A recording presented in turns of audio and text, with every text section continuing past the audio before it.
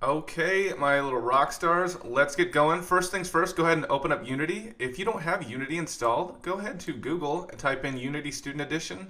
Click that first link right there. Click there and go ahead and get Unity Personal Edition right here. You may have to create an account, no big deal. Go ahead and do that. And then let's launch Unity.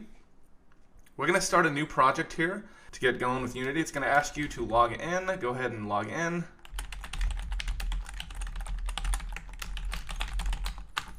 And just like that. Okay, so we're going to go ahead and hit this new button here.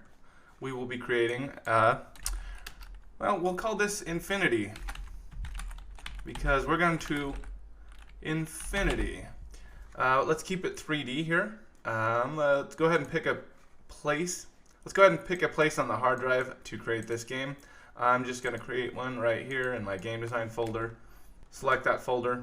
We're going to call it Infinity because of Infinity War. We're going to be dealing with the powers of the Infinity Gauntlet and really pushing them to their limits. We may even get up to 1% of our power.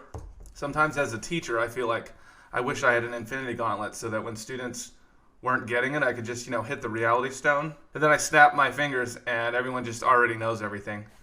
It's pretty amazing. Okay, here we are in Unity. You'll get to know the user interface quite well.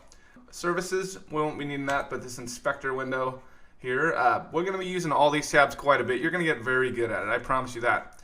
So, we've created a project, Infinity, so let's get something to look at here. So, real quick, this here is kind of our scene view. Right now we have a camera and a directional light, and we don't see much. If we click this scene view here, we can zoom in and out with our middle mouse button, and if we hold Alt, we can rotate when we click our left mouse button.